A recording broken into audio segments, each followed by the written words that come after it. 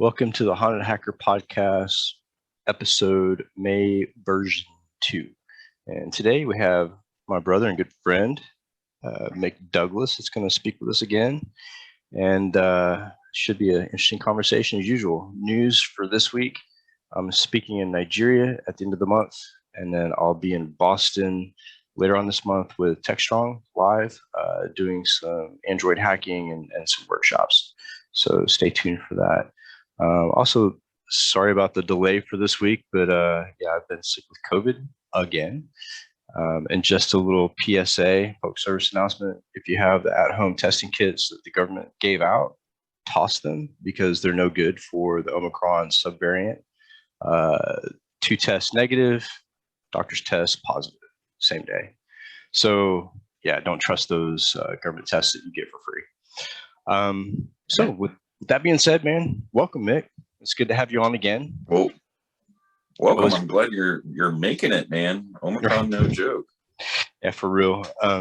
It's one of those things where it makes you stop and think about like all the stuff you've been told and what the government and what doctors supposedly know, as opposed to what's really going on. Yeah, I don't know if it's conspiracy theory or anything. I mean, I think that there might be some of that, but I gotta say, like, it's just weird, like in this day and age, like how little we know about medicine type stuff. And so I know that like for like early on in the COVID thing, like, is it like you got to keep the subway handrail clean? Like, we didn't know if it was surface transmission or air. Like, I don't know, man. It's like bonkers how much we're learning, but still how far we got to go. Yeah, it's crazy. I mean, when you look at the flu and how much the flu has impacted the globe, over history, and then you look at how many shots they have, and it's really just best guess is what strain's next. And I think we've come to that point with COVID is that we don't know everything about it. And to create a vaccine that is 100% effective or even 90% effective is going to be really hard, I think, for probably the next 20 years. And I don't see COVID being one of those things that leaves us and just disappears. I think it's going to be around for a really, really long time. But, with that being said, like, I did get the vaccination. I got the Pfizer, and I was definitely sick this time, but it wasn't a hospital bound sickness like I've had the previous times. I escaped. I bypassed the ICU this time, so that's a bonus. But it does have its effects, and they still haven't determined like the long-term effects. Right. And some of that I still deal with from the very first time I had COVID in England. I had the Italian strain, which was brutal.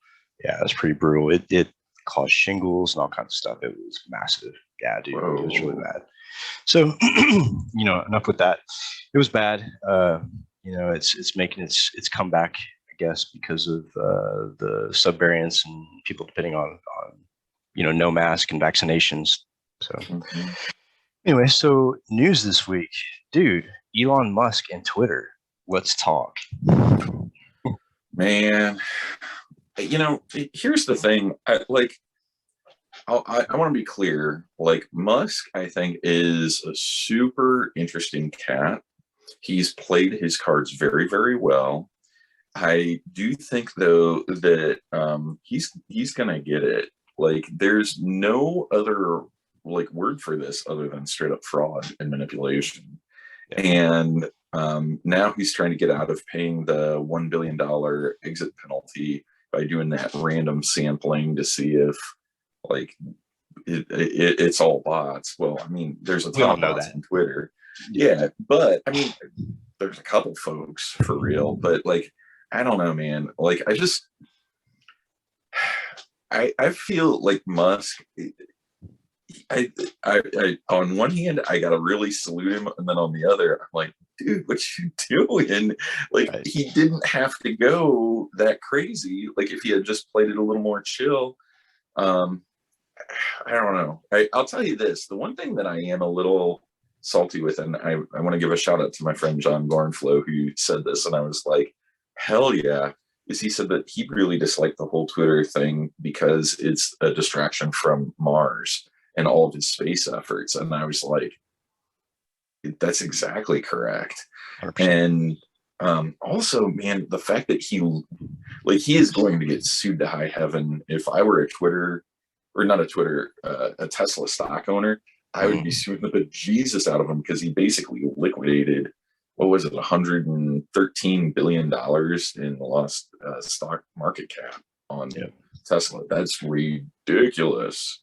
That, and you couple that with the supercomputer that the Tesla company is thinking about building and planning on building, and that was leaked this week as well. I really wish, if he wanted to make a difference with Twitter, I think he should have had like a public campaign to go against some of the policies and really dig in deep and speak from his platform. But going to buy the company, I mean, to me, if I go buy a new car, I'm not going to look for the shittiest car I can find with 3 tires. Like, I'm going to go for the nice new one or create my own, right? But he's going after the one with 3 tires and is already infected, and he wants that. And well, he wouldn't be able to, like, all right, so look at the market cap of the different social media platforms. Like, he's not going to be able to buy Facebook, Meta, or whatever the hell they're calling it. Yeah. Twitter is actually pretty interesting, though, because like a lot of journalists and policy wonks and politicians use Twitter, and for some odd reason, a lot of InfoSec uses Twitter. But aside from that, it's like, I would agree, it is kind of a busted system. But because it's got all these key people using it, that's why. And so I think that, like, building your own is really tricky, because, like, if you wanted to, you could build your own internet. Oh yeah. Why would you? Right. No. Yeah, but with Twitter though, I think like I think part of it is free speech, right? And the way that Twitter has taken its stance with certain individuals and certain types of speak and different groups, like, take the Taliban, for instance. They had a profile on Twitter forever, and Twitter was just like, fuck all, we're not doing anything about it, and it's like those types of things. I see why someone would want to buy Twitter, because the first thing I would do is clean house, like just start destroying profiles.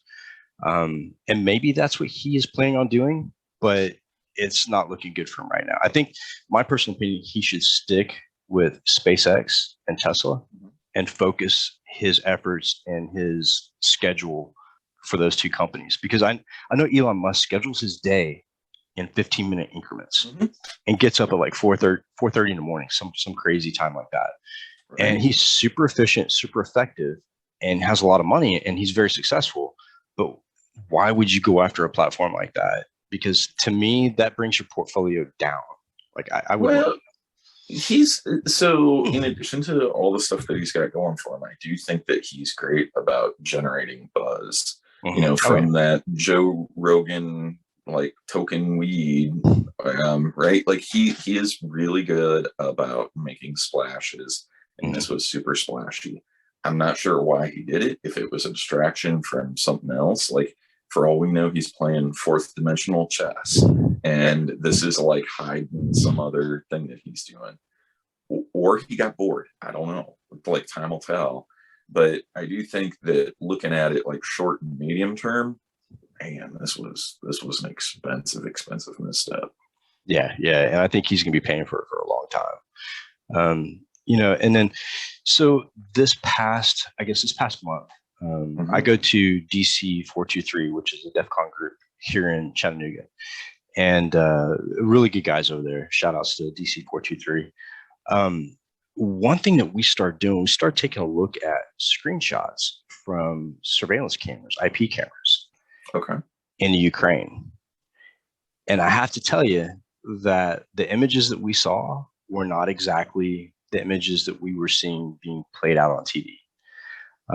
It was pretty confusing when we first started looking at it. But when you look at some of the areas that are being hit pretty hard, and the lack of water, lack of food, all the things that the media list, and then we see a store that's fully stocked, like it really makes me stop and wonder, And then we also saw some really interesting armbands, which I'm not really sure what they signify. At first, we thought they were Belarusian troops because they were green armbands, and usually the armband reflects the flag, right? Whatever country you're from, and they were just solid green. Later on, we saw a lecturer from a Ukrainian university that was giving a class in the middle of the battlefield in full fatigue, helmet, everything, with the same green band. So I'm not really sure what that green band is from, but we've been following the Shodan screenshots quite actively just to see what's coming up. Actually, one of the guys from the group wrote a script that will grab those screenshots and dump them into our Slack channel so that we can take a look at what is actually being produced, which I think is really cool. It's a really good way to do OSINT. But the same token, I think there's a lot of intelligence that's being leaked. There was one photo that we looked at that shocked the hell out of me. It was a bunch of troops in a pool hall, pool tables everywhere, with maps laid out. And they were sitting around the table planning, and maps, like straight up maps, bro. Were you able to actually see positions? So from that screenshot, I wasn't able to actually like zoom into the map itself. But I'd like to find somebody who knows how to manipulate images, like to bring them closer or clarity or whatever, to take a look at them and see what they can do with them, because that stuff is being leaked everywhere. I don't know if they didn't realize there's a camera in that pool hall, but legitimate military troops and strategic planning going on right there in front of an IP camera. It Shodan caught it all. Yep. So it's pretty shocking. Yeah, I'm really surprised at how bad the OPSEC, especially on the Russian side, is. Like, so, like, the thing that I'm really shocked with is the fact that they're using consumer grade walkie-talkies. And I don't know, so like I'm big into radio type stuff, and me too. There's a ton of hams that have started setting up interceptors in the theater, and like straight up open talk. Like they're not even doing spectrum hop, they're not doing nothing. And like, I mean, it would be one thing if it was like, hey, you know, we need like water brought to this forward operating base, but it's like team 2, go take that building. Like, I mean, it's like actual battlefield strategic channel. Like, well, no, not. I haven't heard any more strategic stuff, but it's more like tactical, like for troop coordination, and like that's crazy. That is absolutely crazy. They're using shortwave too. Yeah, well, it's on shortwave, and there's a couple things where they're catching chatter on like standard Marine VHF radio. Like, I just, my mind boggles because like they're using less security than we had in the 90s with cordless phones that did that digital spectrum hop. They're not even doing that. Like, I'm just floored at that. I think it's a good example of the Russian government spending more money on, let's say, Satan II, the nuclear warhead, rather than communications and OPSEC. Yeah, I don't know. Like, there's so much that doesn't make sense. You know, another thing that I've seen that I don't even understand how this is a thing, but the Russian state media are showing like traffic cameras and stuff in other Ukrainian towns and being like, look, we're not attacking them. And I'm like, well, but the cams that are online and active aren't the ones that've been shelled. Like, how can you even be like, because this camera exists is proof that we haven't shelled? Well, that one. Like, I don't understand. And I'm sure we're getting our share of propaganda, but man, like I don't know, like it's a bad look for Russian conventional forces is all I'm saying. Like, it's a horrible look. Like just the way that they invaded and what's happened so far, and the Ukrainian tractors hauling off tanks that have been disabled. Like, I mean, how does that happen to a superpower, right? Like Russia is an empire. It's a huge place, right? And they have a Well, lot of capabilities. I gotta tell you, like, hats off to the Ukrainian resistance, though, because like they're using what they got smart. So one of the things, and I want to be clear, I don't condone it, but the tankers are in this really horrible situation where they either fire on a civilian or leave them alone, not knowing that they could be a spotter. Right. And like the javelins, like people are shooting the javelin and they hit the lead tank and then they pin them in. And like like that's all the suck. If you're armor and you got nowhere forward to go, like really, like they're just really doing great tactics with, and I am really impressed. Another thing that they showed that I thought was just amazing was these were civilians that did this. They spray painted dinner plates and they put them out on the road. Oh, nice. And so like your tanker and you're like, mines. Plates. I mean, it's pretty awesome.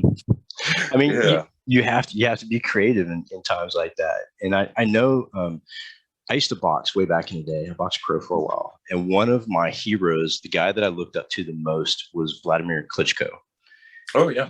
Yeah, and isn't he the mayor of some town? He is. Him and his brother are politicians in the Ukraine.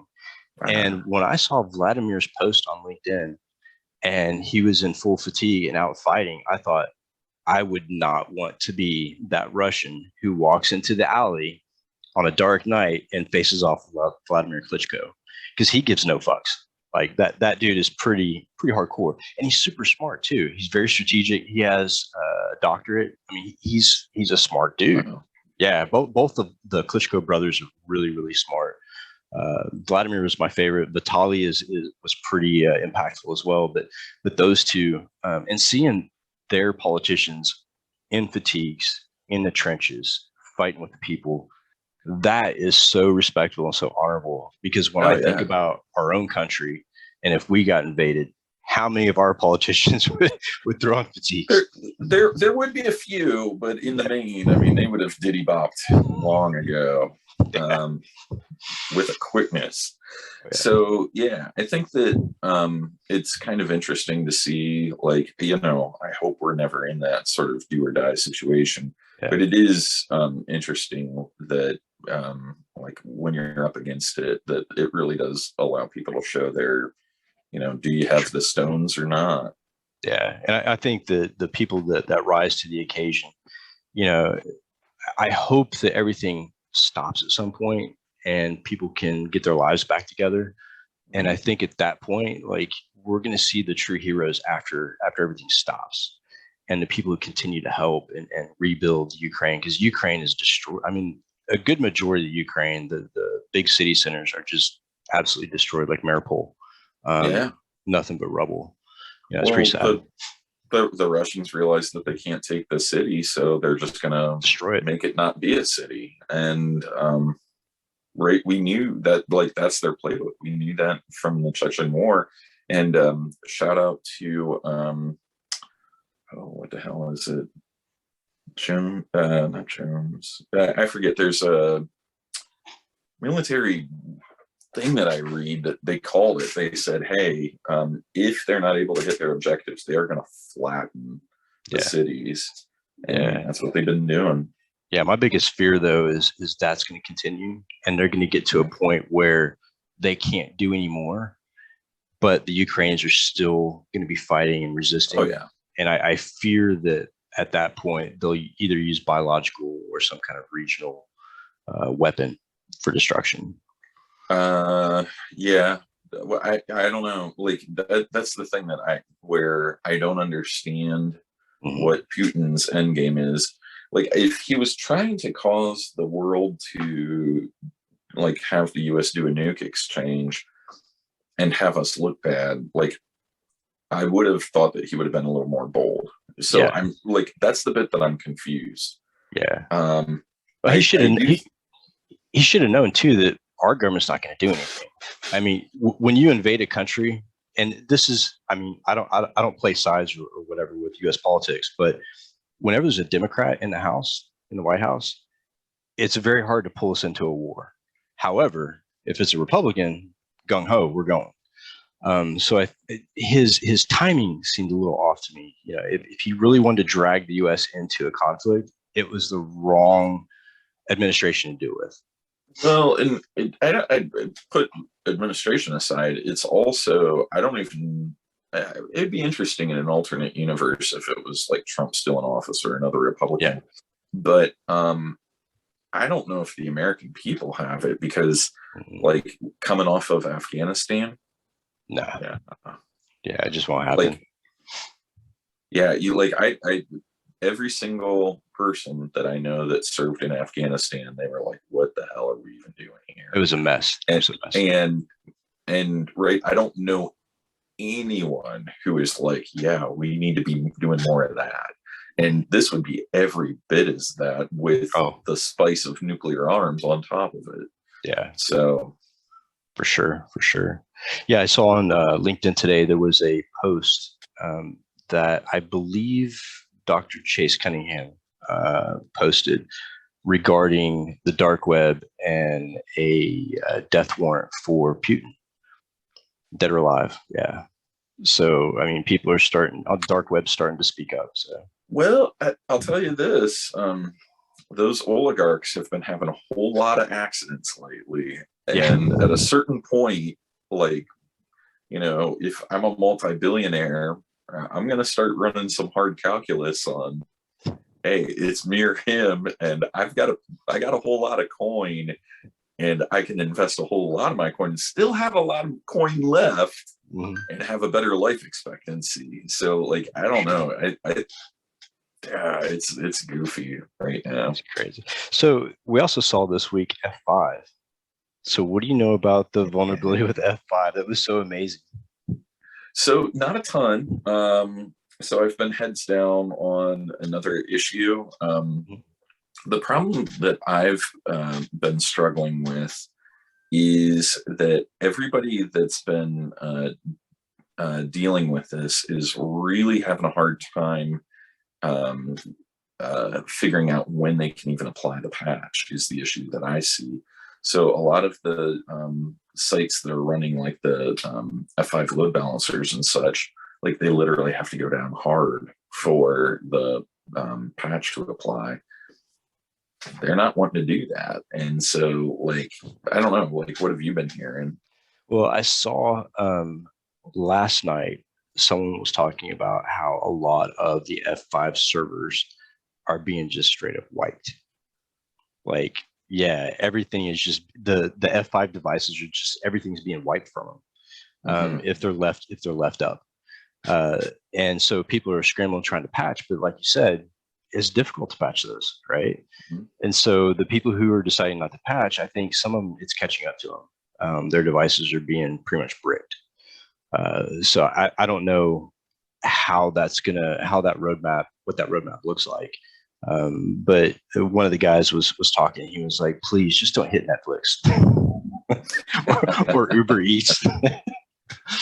So yeah, it was a pretty big vulnerability. But the thing that worries me about that type of target, you know, every hacker wants that big target, right? The big gold bars, right?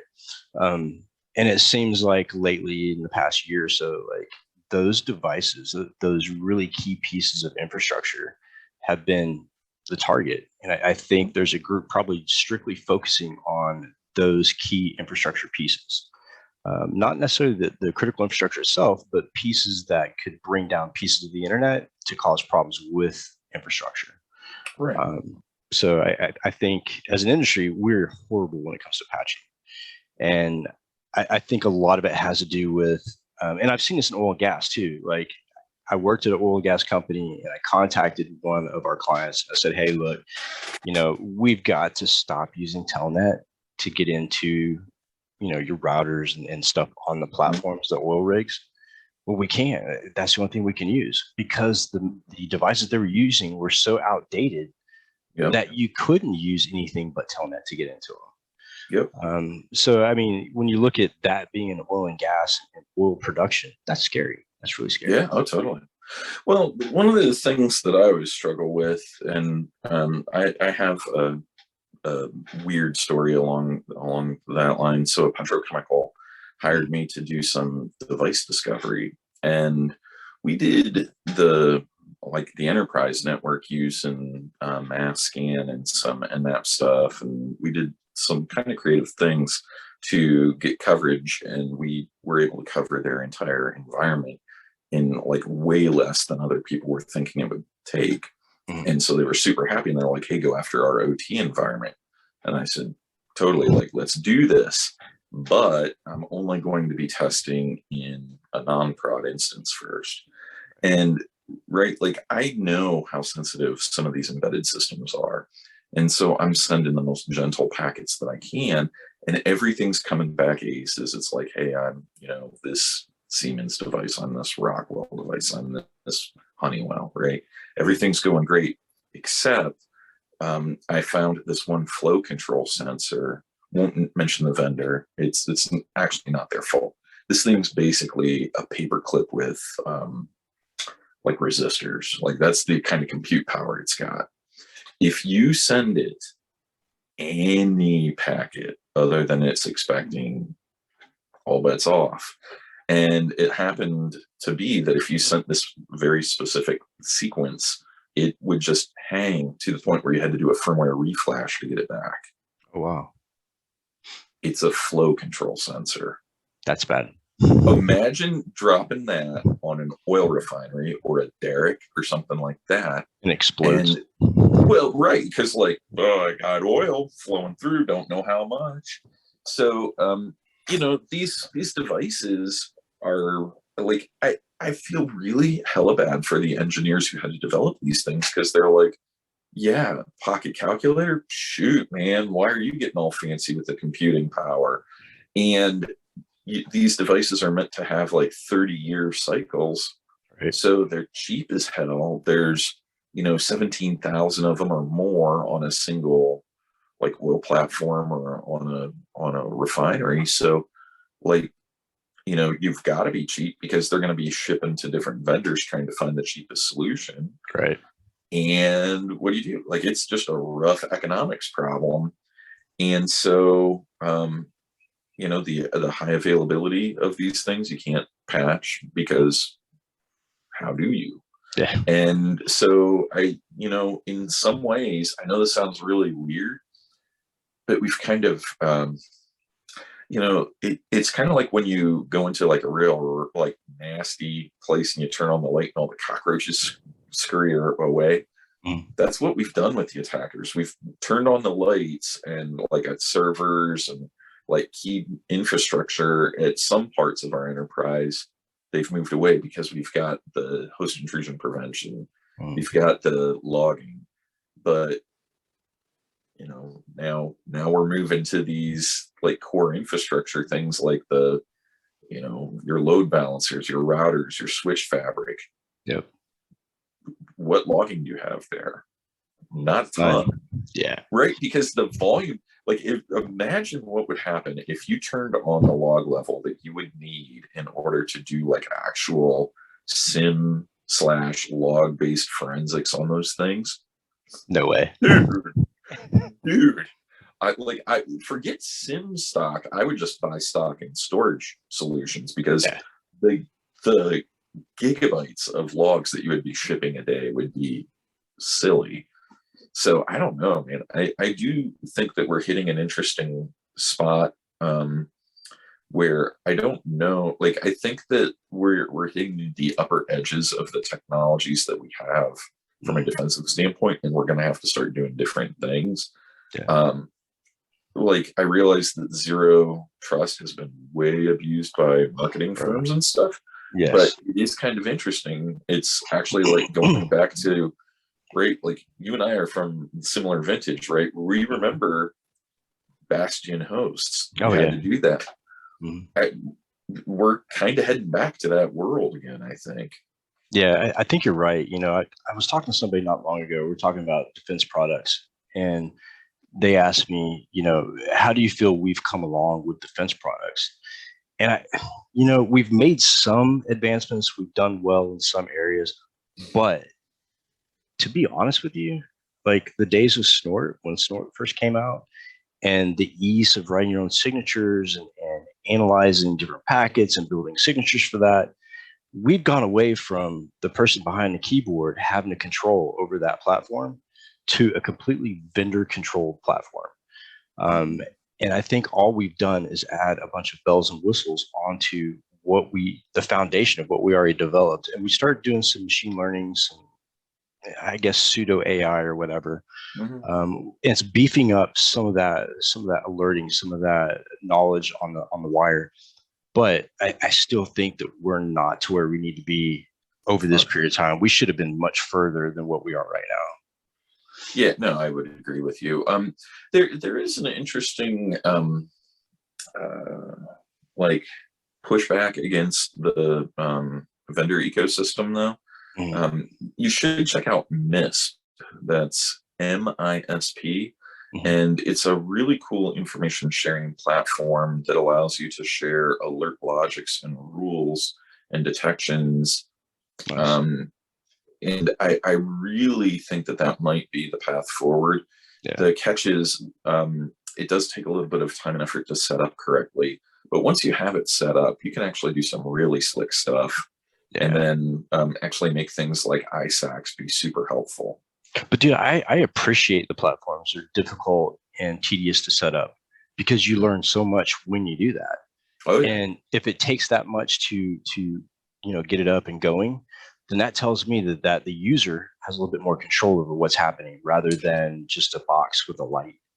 Depends, though. Like counterpunch to that, Archer. Yeah, sure, Archer for sure. Right, like, and I'm sure there's somebody out there that just took offense to that. Come at me, seriously. Yeah. Clearly, I'm doing Archer wrong. And before you hate me and say that I worked at small organizations, look at where Bank of America was on the Fortune 500 list. Right. Mike and I both worked there. We had Archer there, and it was not bueno. Yeah. And if a multinational bank can't get that sort of tool correct, I don't know. Show us. Maybe we were doing it dumbly, but I just think that I don't know. I feel like there's some areas that we're doing really good at, and then other areas that we're just really face planting hard. And I don't know. Like the thing that I'm really struggling with, and this is just how salty I've become, is I think that we need to start having a serious conversation. We've been kind of nibbling at the edges of this thought pattern that I've been having. So for decades now, we've made fun of script kiddies, attackers that don't know their tools, and they don't have to. Right. We get script kiddie defenders. Yeah, for sure. For sure. And I think that we need to, as an industry, as defenders, just say yo, that's not cool. And just start saying hey, this, we're playing in the bigs, whether we want to or not. It's let's be honest, there's this cold / lukewarm cyber war going on. And if you're sleeping at the switch, guess what? North Korea's in your network. China's in your network, Russia's in your network. And, let's stop talking about just those countries. Brazil is in your network. Ecuador. Right? Everybody, why wouldn't you have a cybercrime group that's nation state sponsored? Because it's so freaking efficient. Yes, that. And, I'm kind of tossed when it comes to this topic. And I've really been thinking about it a lot lately, is we had this gap, this skills gap or this employment gap in cybersecurity. I don't even know if it's a true gap. I don't know if it was just a marketing ploy or whatever. But so my problem is we're bringing all these people into cybersecurity. Oh, you don't have to know anything. We'll take whoever. And they come in, and I've seen it time and time again. There are some people who can transition into cyber and do a great fucking job. Yep. But there are a lot of people who are getting in because of the dollar sign. Oh, Yep. cyber pays money. So let's jump Yep. in there. And we're being inundated with people who, how do I put this without offending people? Not just offend them. Like, if they take offense, skill up. Yeah, true. So I'll just say that, we do have people, in a vast majority of them, coming in that literally don't know their way around a device or a PC. Mm-hmm. And we're putting them behind consoles to maintain, security in large networks. That scares the shit out of me. Yep. And when I see this, and when I talk to some of these people, oh yeah, I want to get in cyber because I want to be a pen tester. That's the first thing they would say. I want to be a pen tester. Why do you want to get in cyber? Because it's sexy and it pays a lot. Which, those two things throw out the fucking window, because first of all, it's not sexy. Second of all, it depends on where you're at and your background. Have you seen this, Mike? I can't shut this off. Right? It's the sexy. And I apologize, dear viewers. Yeah, but it's true, man. It's like, I see some of the mistakes that people make, and people make mistakes in order to succeed. And so I'm going to push back on that a bit, dude. So I come from a very blue collar family, and I got into IT and stuff because like it beat working in the steel mill. Yeah. And one of the things that I realized, like in the first week, I was like, man, I'm always going to be in a heated and an air conditioned office score. And then they were like, hey, like, here's your pay. And I was like, what? Whoa. So, I don't think that there's anything wrong with people chasing the dollar bill.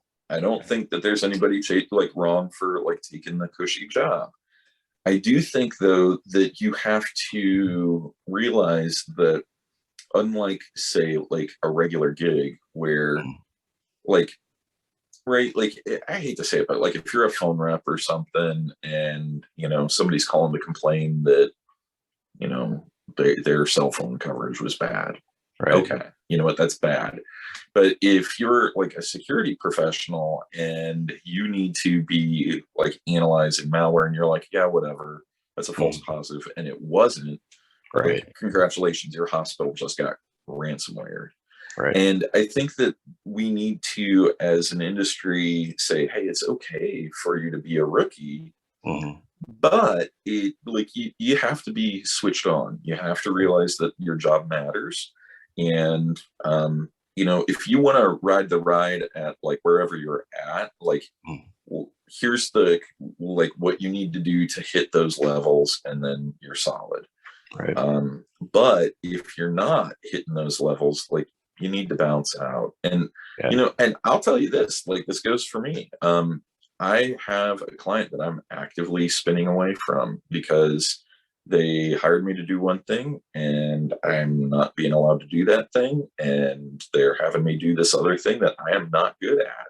Right. And I'm going to get it over the line. But once that's done, I'm out, because I'm not doing myself any favors, and I feel like I'm not doing them favors. And so, like, I don't know, like it's just messed up. I agree with you that there are a lot of people that are underskilled, and why wouldn't there be? Because at this point, there's like 3 million open recs. Now, I don't know if all of those are legit or not. And by the way, that's globally.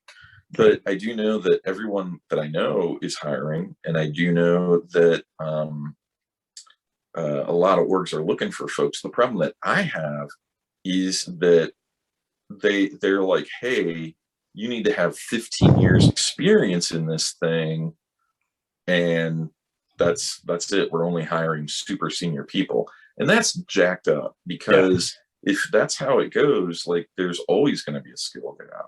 Yeah, absolutely. When I look at the entry level positions that I see posted on LinkedIn, they're not entry level. When you want 3 or 4 certs and 3 years experience, that's not entry level. That's not entry level. At my company, we hire interns, and that's very entry level. I mean, I literally have one guy that has rose through the ranks, and he came to me from fucking Starbucks. He was a barista, but now he's an analyst, and he's doing a great job. but the entry level jobs and the certifications that are required for some of those jobs are just ridiculous. If someone had told me when I got in the military, in order to have a job in cyber, I'm sorry, you're gonna have to have 2 certifications. I didn't have the money for that. I was fucking Yep. broke. I just left the Yep. military, and I think that's the biggest downfall. But what I've done to combat that is this week our nonprofit went live, Hackers for Veterans. So we're raising money to give people those certifications and books and laptops and shit. Cool. And I think more people need to do that. Step up and help change the ecosystem. Yep. Instead of going out there and banging a drum saying, "Hey, let's jump into cyber." Why don't you give people the method and the vehicle to get there successfully? Yep. And that's kind of where I'm focusing my efforts right now is trying to make cybersecurity not just a better place, but a more efficient place, if that makes sense. Nice. No, that's awesome. So, but I just get tired of reading those recs. It's just like the more you complain, you can't change it. The more I complain about it, the less people listen. So, well, I do think that when I see stuff like that, that's kind of like, oh, like I'm all right. I know where you're at on the like what you know about the industry. I mean, right.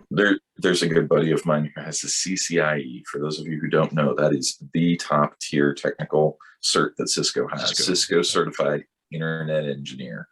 Like you literally can recreate the internet given enough money. And this guy was applying for a role for it was a local company, and they had like great benefits. His wife was having like some medical stuff, so he wanted to be local instead of being on the road all the time. And they were looking for like 2 tiers down, and they were like, "Oh, you don't have this cert," and he's like, "Oh, I guess I'm not going to work for you," because like they clearly don't understand what he is and what he brings to the table. And likewise, when you're a company that says, "Hey, we need somebody who's got 30 years of Angular development experience," you'll be like, "Okay, cool story, bro. Like I know, thank you. Like you're going to get what you deserve at this point." Let me know how it turns out for you. Yep. Yeah, I remember the old days of when I first started in the industry, and it wasn't really even an industry at that point. Me and Jason Street worked at a company called Software Support, and we did support for Gateway Computers and a couple other companies. I actually moved from support into Sega Soft beta testing for their gaming, which I thought was really cool. Finding all the bugs and shit in the code and ways to cheat the game. But man, some of those entry level jobs were truly entry level. Like getting on the phone and explaining to an elderly person that no, that is not a foot pedal. It's actually a mouse that goes on your desk.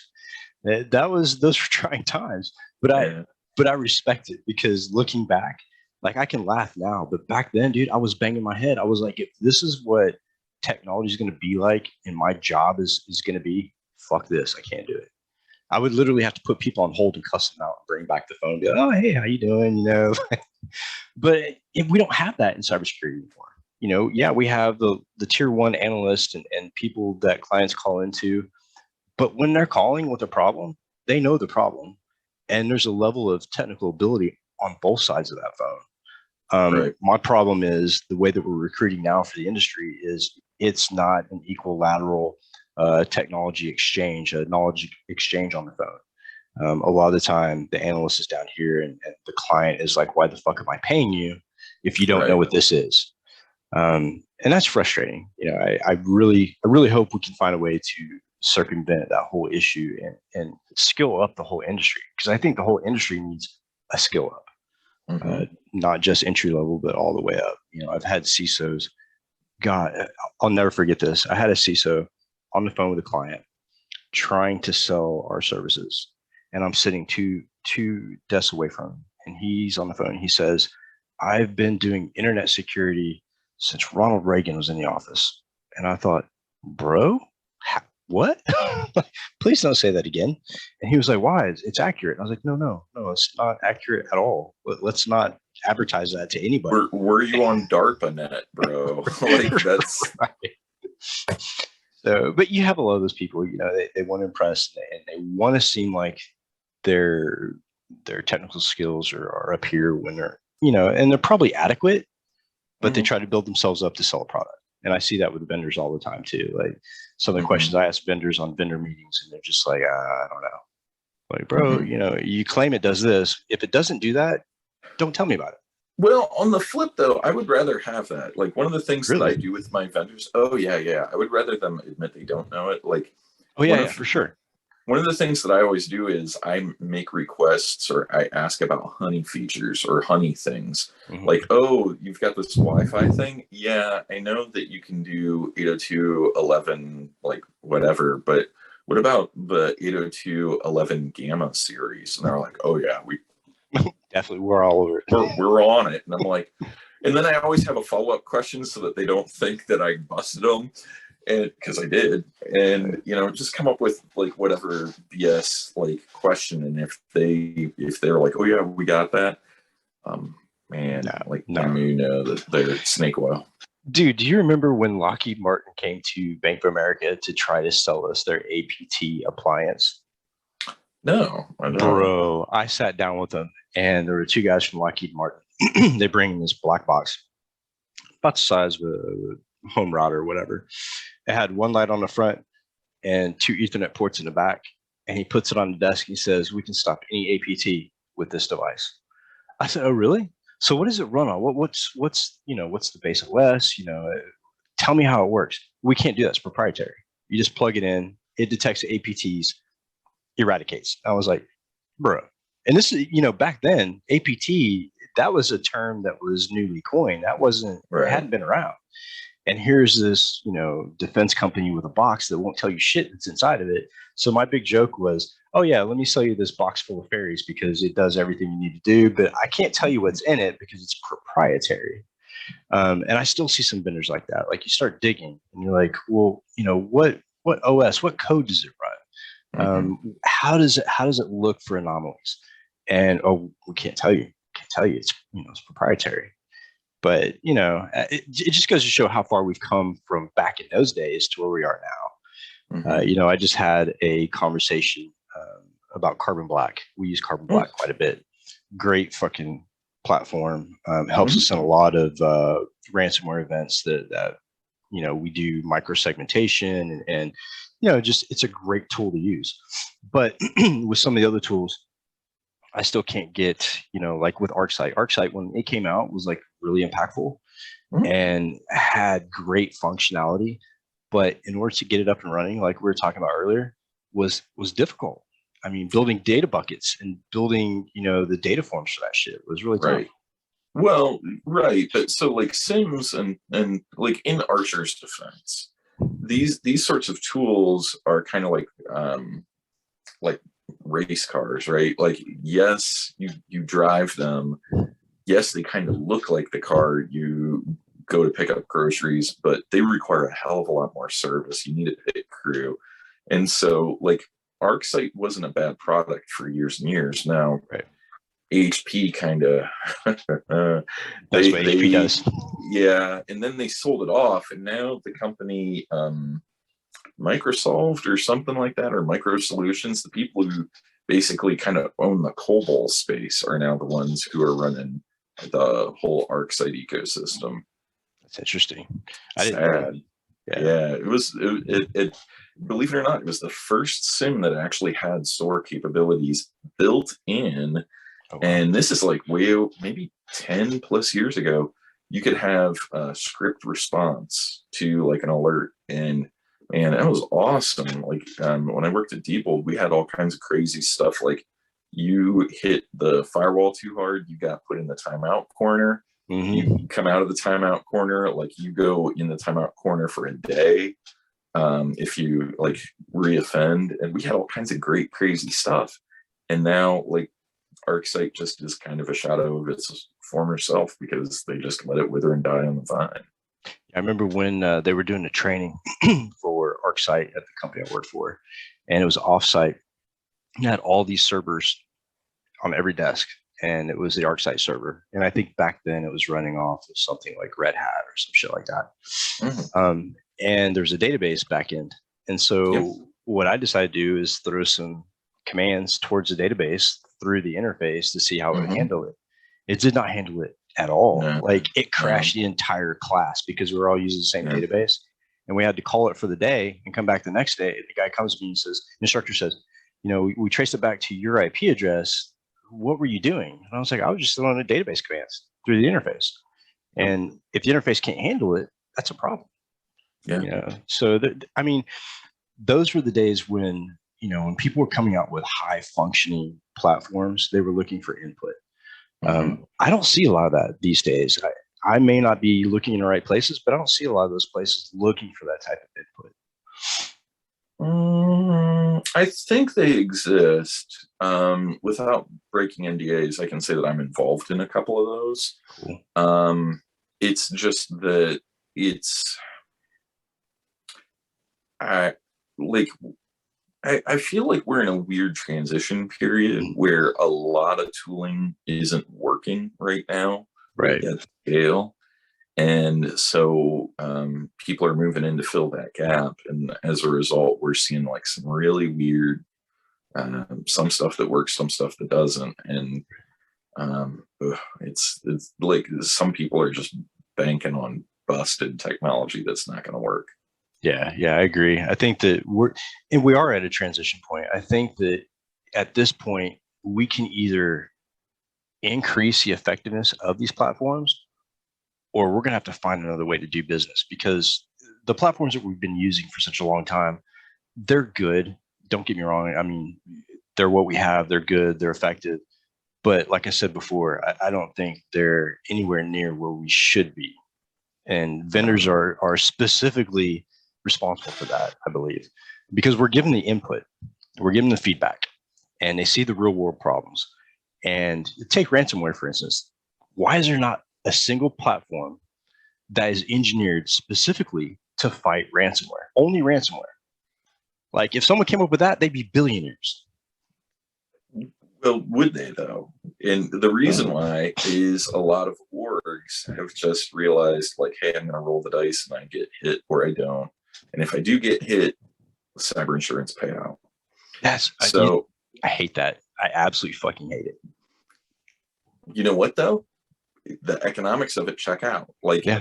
and one of the things that I think is really ghastly is CISOs kind of realize that they've got an 18-month rotation, plus or minus a couple months. Yep. And like, hey, I just got to ride the ride as long as I can. And then if I screw up real bad, like, okay, I gotta pivot. But chances are, if I like screw up to a certain degree, I can either lateral move or just slate down. And so it's there's like some really perverse economics out there. Absolutely. I don't know. Like it's your stuff on ransomware though is very timely. I'm getting really close to releasing a open source thing that will detect ransomware and do some interesting responses that we don't yet have. Now it's Windows only, yeah, and I'm not sure. I don't know if folks want that, because I do. You do. All right. Well, Absolutely. you've just signed up for beta test 1. My company would love to beta test that, I'm sure, because the amount of ransomware events that we get, incidents, phenomenal. Well, it's a ransomware detector, and what we do is you get to choose the response. So we'll jam on. Absolutely. Next weekend, I should have something for you. Cool. Awesome. Last thing I wanted to touch on really quick is the NSA and the government offering bounties for intelligence. What do you? I have my own preconceived. You love it. I hate it. Love it. I love it. And here's why: because what you're incentivizing is, if you get the economics on it right, like someone like who's out in the field somewhere is like, oh, hey, I saw this thing, and they call up that number and be like, hey, bounty, please. And it's not like, I don't think that it's a substitute for humans, but it should augment. And if you're doing it in addition with, totally in favor of it. So here's my thoughts against it. being an informant at one point, and knowing how that intelligence cycle works as far as, oh, hey, I found this. It's really good information. Where I have that. Where I have that. And then they take the intelligence and they use it. I've seen it firsthand. It's like, I know you didn't have it because it was just released just like 2 seconds ago. And here it is. And they're like, oh, yeah, that's interesting. But we're not going to pay for it because we already have it. Well, yeah, you already have it because I just fucking gave it to you. But, those games, I've seen them play that before. I think it is a great idea if they handle it correctly. And I think it opens lines of communication and builds a community around trying to defend and trying to posture better. But as we know, some of those agencies that deal with that intelligence aren't very straight up, and they will take the intelligence and leave you standing there with empty pockets. I hope they don't do that. I pray to God they don't do that, because then they'll be creating more attackers than they will gaining intelligence. Well, that's no different than the bug bounty system. Oh, yeah. Right. 100%. Yep. I mean, it's right. There are going to be some players that play right, and you attract the better bug bounty seekers. And like that should, in theory, even out where, if you get a rep for paying for appropriate, then you'll start getting better and better tips. Right, exactly. And I think that as far as the type of intelligence you gather, I think it'll be addressed differently depending on what level of intelligence you're gathering. The only other thing I worry about is the question how you obtained that intelligence. See, in my mind, that should be an anonymous tip. Hey, here's this information. Here's my Bitcoin wallet. Dump the bounty or whatever in that Bitcoin wallet. I don't think there should be any, well, how'd you get this? What device did you use? Stuff like that. Yeah, I don't know. Like that stuff gets tough, because I do understand that those agencies need to validate that, and having that telemetry is needed for validation. But I mean, without disclosing, I've been involved in stuff where, I tipped off Department of Homeland Security, and they're like, cool, we need your IP address, we need this, we need that, we need this. And I'm like, I'm sorry, I can't hear you. What? No, like turns out I didn't even have an IP address when I was connected to the internet. Like, it's just like, I think that sometimes the people that are on the receiving end of that intel don't understand what they're being given. Yes. Or they don't understand or care about the issues that they're putting you at. So here's one that's weird. I won't say who, but a buddy of mine called me up one day, and he was like, hey, I helped out a federal agency, and I showed them how to set up an environment to obscure where the traffic's coming from. But like, they used my scripts and all my info is in there. And I said, oh. Whoa. And that agency happens to be dealing with like human traffickers and drug cartels and stuff. And I was like, dude, like, you got to scrub your scripts and tell them to redeploy.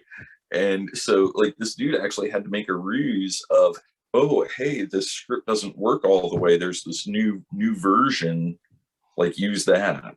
Yeah. And he had all of his like shout outs and stuff removed because you don't want like cartel hunting you down. Yeah. So like, I just think that like, I don't know. Like, I feel like a lot of I feel that a lot of federal agencies don't really treat the civvies right. And I also feel like sometimes the bureaucracy has hamstrung them. Like, I will like, InfraGard, I love y'all. I think you do interesting work, but you have got to come up with a way to make your Flash notifications be a little more handy and helpful for civvies, because like, they're like, hey, did you hear about this Log4j thing? And you're like, yeah, that was December. And they're like, well, no, it's Flash, it's new. They're like, what month is it? Yeah, exactly. And so, but I get it, because they have to wash the intel before they disseminate. You can't have any open investigations. So they're I don't know. Like, it is a hot mess, and I don't see an easy fix for them. No, no. InfraGard was a great idea. I think that they had the right idea, but it's just not feasible. You know, when I was part of InfraGard for several years, and the date, like you said, the data, the alerting that I got was just like trash. Like, first of all, you're telling me something happened or something's going to happen. You give me nothing to look for, or it's already happened and I'm reading old news. Like, this is useless. And the thing that I didn't like about most government agencies is the fact they say, oh, it's a relationship, it's a two-way street. We exchange information. I'm like, bro, I'm not that dumb. Like, I give you information, I get fuck all back. Like, how is this helping me? I'm helping you, yeah. But Yeah. yeah, no two-way street. It's definitely a one-way street. So, but man, it's been a pleasure having you on. As Yeah, it usual, was fun to be back on. we need to have these chats like every week. We just need to set aside an hour of time for you and I'd be I down. to I'd be just sit down. down. We could have like our weekly jam Weekly session. summary. Yeah. Yeah. Let's do it. Pick out a day that'll work for you, because my schedule's wide open, and we'll make it happen. Okay. All right. Cool. And we'll give our uncandid responses about the news and cybersecurity and the bitches and complaints about the industry. So that'll be great. I'm looking forward to it. Well, man, have a good weekend. Thank you All for right. You jumping too, on. I amigo. really appreciate it. And I'll see you next time. Bye, guys. All right. See you, everyone. Bye, buddy. Bye.